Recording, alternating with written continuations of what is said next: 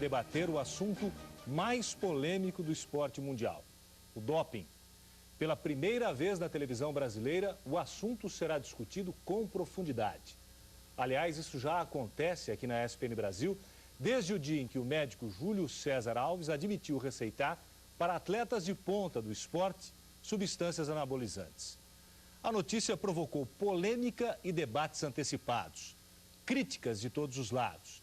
A versão pirata do esporte é protegida pelo silêncio. Pelo menos até agora era. Para falar sobre o tema tabu nas rodas de esportistas, convidamos o próprio médico ortomolecular Júlio César Alves, formado pela Universidade de Campinas. Temos também a presença de Alberto Clar, que acompanhou o desenvolvimento de um dos maiores nadadores do Brasil, Gustavo Borges, e de tantos outros nadadores. Presença também do técnico de atletismo Nélio Moura, responsável por dois dos principais atletas brasileiros, Mauro Rimage e Jadel Gregório. E também Dr. Bernardino Santi, médico do Comitê Olímpico Brasileiro e autoridade esportiva nacional quando o assunto é o doping.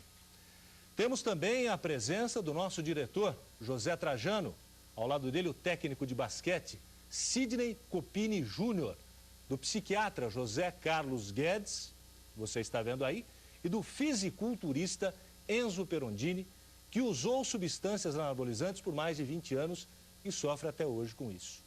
Junto com a gente, assinantes, jornalistas, comentaristas da ESPN Brasil, ex-atletas e até a Eliane Pereira, pivô involuntária de toda essa discussão.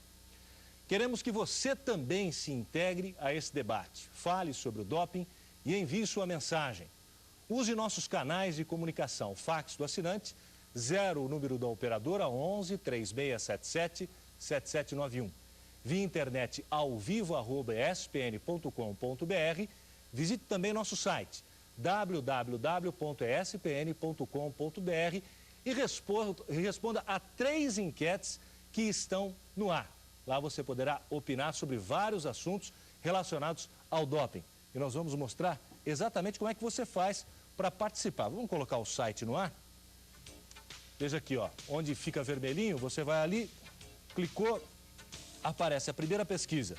Primeira pergunta, você acredita que a elite do esporte brasileiro e mundial se dopa, como diz o Dr. Júlio César Alves? Tem mais uma pesquisa. Você é a favor da liberação do doping, desde que com acompanhamento médico? E mais uma pergunta, você acha que vale a pena arriscar a saúde para conquistar uma medalha? São essas as nossas perguntas. Antes de abrir para as opiniões, vamos ver como tudo começou. O programa Histórias do Esporte foi fundo nessa questão.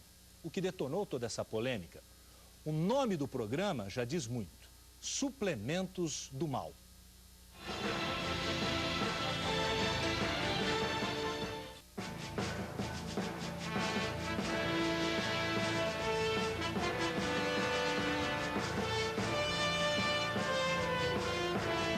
O esporte de alto nível que encanta, vende e emociona é uma grande farsa. E todos os heróis das pistas, quadras, campos e piscinas são forjados em laboratórios, com a ajuda de alta tecnologia e preparação química. A acusação parte de um médico paulista cansado da hipocrisia que cerca o mundo milionário da indústria do esporte. Um mundo que vende material, histórias, sentimentos nacionalistas, transmissões de TV e saúde. As grandes potências aparecem a nível de mídia e fazem discursos e mais discursos, são tudo proselitismo, porque são todos atletas dopados. No esporte brasileiro nunca se falou nada igual. Nunca um médico escancarou as portas dos bastidores que transformam seres humanos em superatletas. O doutor Júlio César Alves resolveu denunciar o que existe por trás dos recortes. E assume, com uma honestidade chocante, que só ele cuida de mais de 50 atletas da elite do esporte nacional com métodos condenados pelas normas do Comitê Olímpico Internacional. O que o senhor está dizendo é isso, todo mundo usa. Todo mundo. E o senhor está sendo honesto de admitir que usa, faz Também. uso. É isso, é isso. Isso. O grande atleta é o atleta melhor preparado bioquimicamente. Mas por que será que o Dr. Júlio César Alves, com registro 54.324 no Conselho Regional de Medicina, resolveu contar tudo isso? Para entender o porquê de suas denúncias, é preciso conhecer a história da atleta juvenil Eliane Pereira, meio-fundista da Funilense, melhor equipe do atletismo nacional. Todo o drama na carreira da atleta Eliane Pereira começou nesta prova. Nos 1.500 metros dos Jogos Sul-Americanos disputados no mês de agosto em Belém.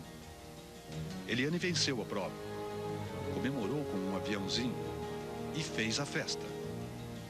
Mas o exame antidoping feito logo depois deu positivo para estanozolol, mesmo anabolizante usado por Ben Johnson. Imediatamente a pequena atleta de 19 anos foi dispensada pelo seu clube, a poderosa Funilense, melhor equipe do atletismo nacional. A menina Eliane Pereira está em tratamento desde março deste ano com o Dr. Júlio. E quando fizemos a reportagem com ela, tentamos ouvir o Dr. Júlio sobre o doping positivo do anabólico estanozolol. Mas o Dr. Júlio não quis nos atender em sua clínica.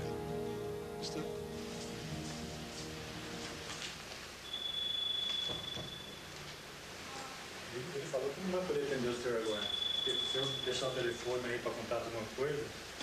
O médico também não apareceu para depor na sindicância da Federação Paulista de Atletismo que investigava o caso.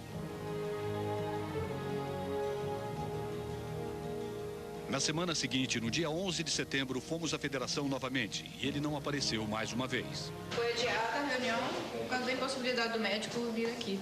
Ah, tá. Então não vai ter hoje? Hoje não. E ficou para quando? Não tem a data ainda. A gente precisa entrar em contato com esse médico para marcar uma nova data, né? Mas estava marcado para hoje. Marcado para hoje. Logo, o vice-presidente da federação, o senhor Oswaldo Pisani, iria mostrar o fax enviado pelo Dr. Júlio.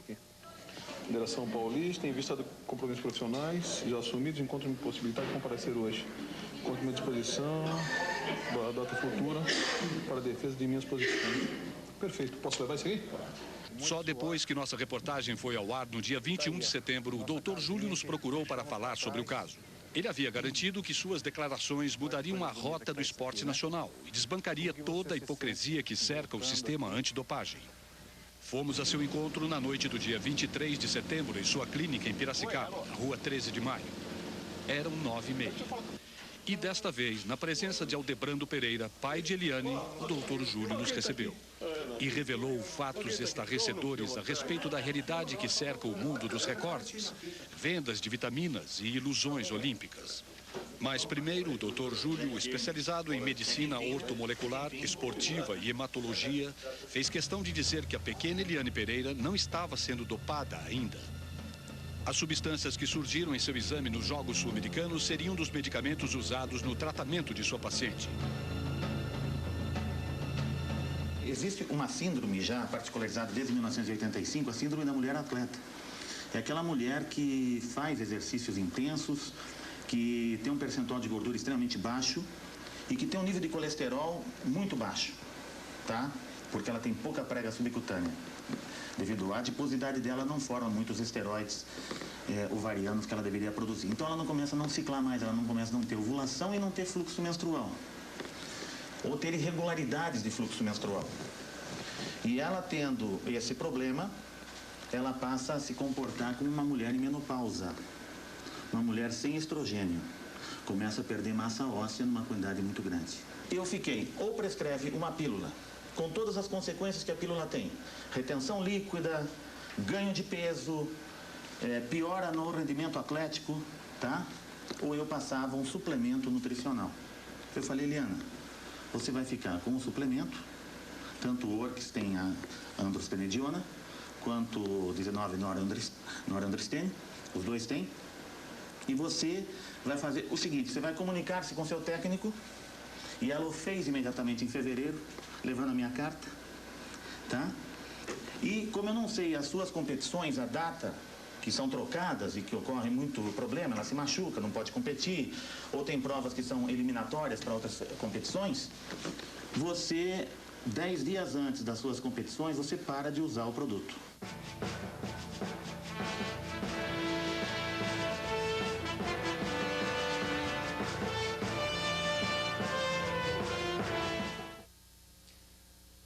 programa Histórias do Esporte tem produção de Roberto Salim, Ronaldo Couto e Beto Duarte. Vamos conversar justamente com o médico ortomolecular Júlio César Alves, que é formado pela Unicamp.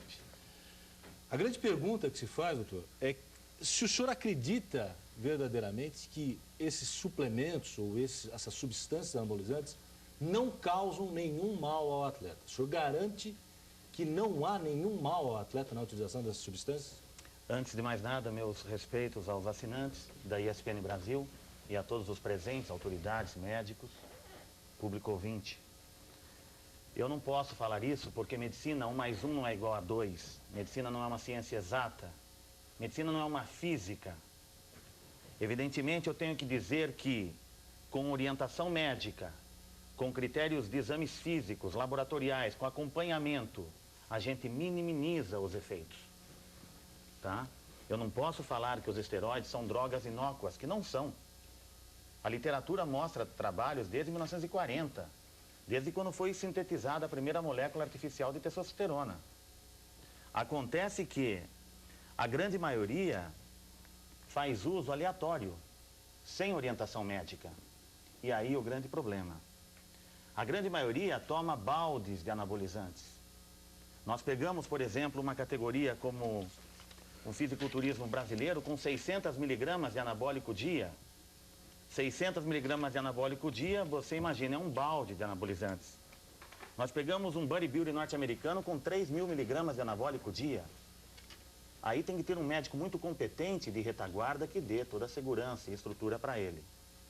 O que eu posso afirmar é que os meus atletas, e não só atletas, pessoas normais que precisam de uma reposição hormonal, que precisam restabelecer uma fisiologia normal hormonal, esses pacientes aí só angariam vantagens. O senhor receita anabolizantes para melhora de desempenho atlético? Eu receito não só para melhora de rendimento atlético, como eu receito também para pessoas que estão com doenças degenerativas e consumptivas, doenças como AIDS, cânceres, onde você perde uma quantidade muito grande de massa muscular. É oportuno salientar que, além do tratamento convencional, seja com coquetéis, seja com complexos de quimioterápicos, radioterapia ou qualquer outra coisa, o anabólico entra como um elemento fundamental para a recuperação orgânica dessa pessoa.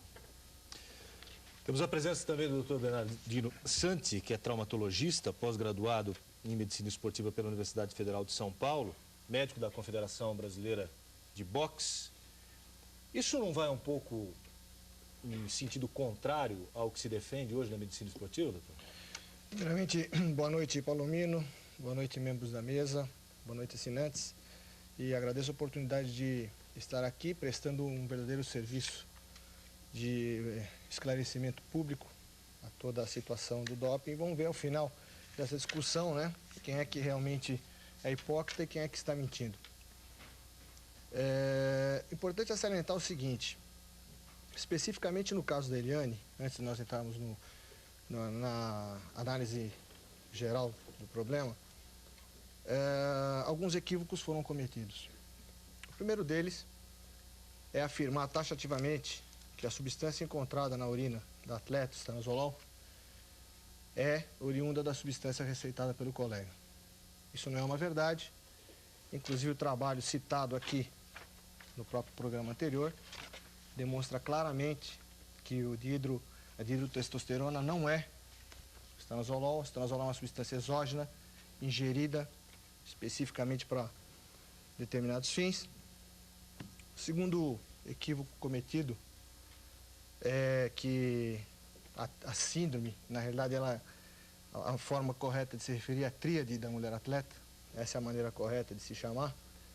E para esclarecer o assinante, a tríade ela é um conjunto, né, de alguns sintomas, distúrbios alimentares, principalmente a anorexia, amenorreia, ou seja, suspensão da menstruação, e por conseguinte, por uma deficiência alimentar, osteoporose, enfraquecimento ósseo. Esse é o quadro geral dessa tríade. Nunca você deveria pensar em tratar um atleta nessa condição receitando suplemento, principalmente contendo anabolizantes. é sabido, isso é um tratamento clássico na medicina esportiva, que o tratamento deve ser à base do ajuste alimentar. Quer dizer, você deve ajustar a alimentação dessa atleta. Aquelas atletas que se encontram numa situação grave de anorexia, que ela realmente não quer se alimentar, não consegue se alimentar, você pode sim pensar em fazer uma estratégia alimentar fracionada. Aí sim, nós poderíamos pensar em suplementar, por exemplo, no caso da osteoporose, você pode aí sim entrar, dependendo do grau da lesão, do grau do sintoma, entrar com cálcio, mais ou menos 1.500 miligramas por dia, e fazer principalmente um ajuste do treinamento dessa atleta, diminuindo a carga e a intensidade de treinamento. Agora, o mais importante é salientar que o tratamento desse quadro deve ser feito de forma multidisciplinar. Então, aí estarão envolvidos o médico, o nutricionista, o psicólogo, o psiquiatra, os companheiros da atleta, os parentes da atleta.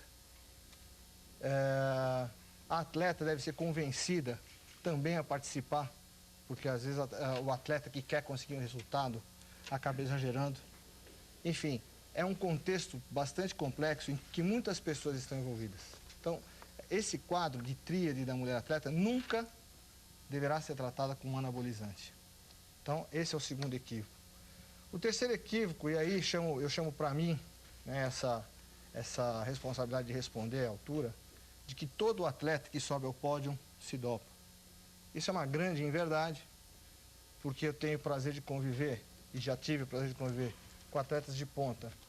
Jogos Pan-Americanos, Olimpíadas, recentemente Jogos Sul-Americanos, Campeonatos Mundiais, pré-olímpicos, pré-pan-americanos. E eu posso garantir para vocês que não são todos os atletas, até dizendo para algumas pessoas que se decepcionaram, entre aspas, com a nossa elite esportiva, eu posso garantir para vocês que nós temos verdadeiros heróis. Não estou querendo aqui esconder absolutamente que não existe o doping, ou contar a história da carochinha para todos. Nós sabemos que isso existe, é um mal que existe, mas eu posso garantir para vocês que a imensa maioria dos nossos atletas, medalhistas, realmente são atletas que conquistaram o seu resultado com suor, com lágrima, com sofrimento, com saudade, com fome, com vontade de fazer as coisas e não podendo fazer. Eu cito aí Miguel de Oliveira, Rogério Sampaio, Hortência, Paula, Chaide e vamos por aí afora. Então, esses atletas não podem absolutamente ser colocados nessa vala comum. Só esperar, doutor, passar toda a Quero ter o meu direito de resposta. Eu não concordei em nada com o que ele falou. Queria ter o meu direito de resposta.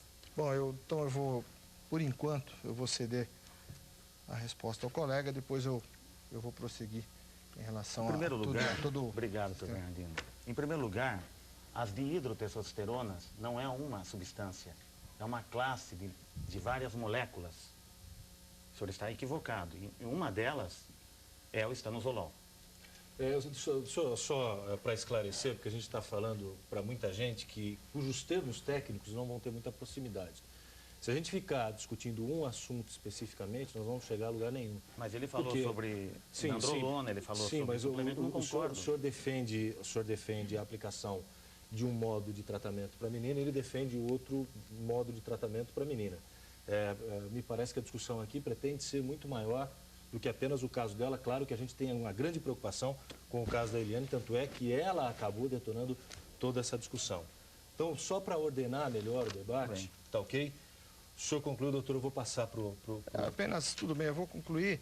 Eu até não gostaria de entrar no aspecto técnico, eu estou respondendo como é esclarecedor. Só queria que vocês entendessem. Eu quero entrar mais sobre o ponto de vista ético. No aspecto técnico, exato, nós vamos estar falando para ninguém. Exatamente. Eu gostaria realmente de partir mais pelo lado ético, né, pelo lado do pensar macro, né, sobre o sistema todo que está por trás disso, né? Eu acho que o atleta de ponta, em termos populacionais, é um percentual muito pequeno. Nós temos que pensar que nós temos uma população de jovens que está assistindo, atleta que está nos assistindo. Então, eu acho que é para essa população em especial que nós temos que falar. O que aconteceu com o atleta foi uma infelicidade. Eu acho que essa menina aí está sendo vítima, inclusive, não sei do quê, né? Eu acho que nós temos que falar para o grande público, que é o que vai realmente absorver aquilo que nós possamos passar aqui essa noite. Nélio, nós tivemos 2 semanas muitas discussões, várias vezes o doutor Júlio falou para a gente, você também esteve presente ao Sport Center. O que você pode dizer sobre essas declarações dele de que a maioria dos atletas de ponta no Brasil usam substâncias anabólicas. Antes de mais nada, boa noite aos assinantes da ESPN Brasil. Queria pedir licença também para mandar um abraço para o Ed, para a Glória, para a Ruby e para o Rodrigo, que quando eu estive aqui, eu confundi as Rúbias. Então, na verdade, a Ruby é uma amiga da minha filha, tem 8 anos. Então, um abraço para a família toda, para os 4. Não sei se eu gostaria muito de comentar realmente as declarações dele. Gostaria, num primeiro momento, de lamentar um pouco o tom inicial das primeiras reportagens. Pareceu até que, pelo tom que se empregou, os assinantes foram induzidos a acreditar nele, porque parecia até que, até porque a gente acabou de ver agora há pouco, né? A afirmação parecia que partia também da emissora e não só dele. Não, mas não, isso, o que não é verdade. O que depois parece que o tom se modificou um pouco e agora eu tenho que reconhecer que essa oportunidade de a gente estar discutindo o problema do doping é extremamente importante, né? Esse tipo de discussão realmente tem que ser permanente, porque acho que a maioria das pessoas que estão aqui, a maioria das pessoas que estão ouvindo o programa, estão imbuídas de participar com a gente da luta contra o doping, né?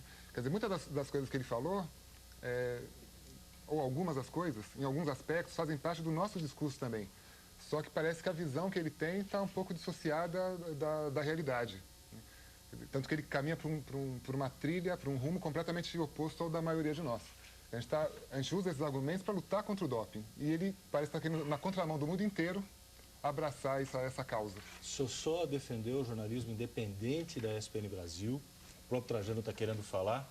Eu gostaria de repudiar essa afirmação do Nélio, porque, inclusive, é companheiro nosso aqui, conhece bem o comportamento da ESPN Brasil e a nossa preocupação em divulgar o esporte brasileiro e mundial.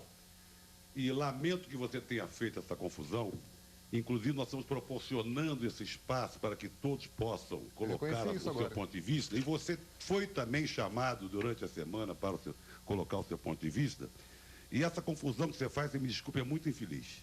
A ESPN Brasil não está sendo julgada aqui. Está sendo julgado aqui o doping. O uso ou não do doping. Essa confusão que eu fiz uma confusão que muitas outras pessoas fizeram também. As pessoas confundem muito nesse país a transparência e a vontade e a verdade e a tentativa de se discutir com a falsidade. Então, lamento muito que haja essa confusão. Porque se não houvesse transparência e o tratamento do esporte com decência, você não estaria aqui agora, nós não estaríamos aqui agora e o assinante não estaria tendo essa oportunidade de conviver com esse debate. Confundir a ESPN Brasil com apologia do doping, do uso do doping, você me desculpe, eu não vou aceitar quieto, fico indignado e não vou ficar calado diante disso. Então, eu fico contente que eu tenha provocado no senhor essa manifestação. Porque é exatamente assim que eu me senti quando eu vi aquela primeira reportagem. Exatamente assim. Bom, já mudou o seu conceito, então? É o que eu falei. Com o passar dos dias, parece que o tom mudou. Mas o próprio Trajano confirmou isso. A vinda de outros atletas durante todo esse período, até para contradizer o que ele afirmava, o que o doutor Júlio estava afirmando, é uma prova de jornalismo independente que a gente defende tanto. Roberto Cler, técnico de natação. A natação é vista sempre de um modo com receio, com preocupação no mundo todo. Tivemos o caso na China, o Ian Thorpe é sempre muito questionado. O que o senhor pode falar sobre essa polêmica, sobre essa possibilidade de termos esse debate? Boa noite. Boa noite a todos da mesa. Boa noite ao público que nos assiste ao vivo. Boa noite aos assinantes da ESPN. E, com certeza, dentro daquilo que eu pude passar nessas 2 semanas, a comunidade aquática ela está um pouco assustada com tudo que se fala e que se ouve. Penso, como profissional da área de educação física, que algumas coisas hoje necessitam ser aclaradas para o bem do esporte. Porque eu, como treinador e profissional, educador, eu fico me questionando como é que eu vou olhar para o rosto dos atletas que não fazem uso, para os pais desses atletas que passaram a me procurar nessas últimas 2 semanas. o que é que o esporte competitivo pode levar a um ser humano. Nós estamos falando de um esporte competitivo sadio, porque desde que me formei em 1975, acreditava que ao estudar fisiologia, cinesiologia, biomecânica, eu estaria dando a esse atleta o que melhor haveria de informação. Hoje, após ouvir as declarações do Dr. Júlio, fica a minha indagação. E aí vai a minha posição pessoal, principalmente aos assinantes e aos amantes do esporte do qual eu me incluo, que é a natação. No meu ponto de vista, a natação e todo o esporte competitivo é sadio. O que hoje não está sadio é a mente humana. Aí, portanto, a primeira participação da nossa bancada. O Trajano já havia feito a primeira intervenção depois do Nélio Moura. Trajano, passar o microfone para o Trajano, por favor. Na verdade, a minha intervenção não era para ter sido essa, quer dizer, foi só uma tentativa de esclarecer e zelar pelo nome de uma emissora que eu respeito muito e tenho orgulho de dirigir.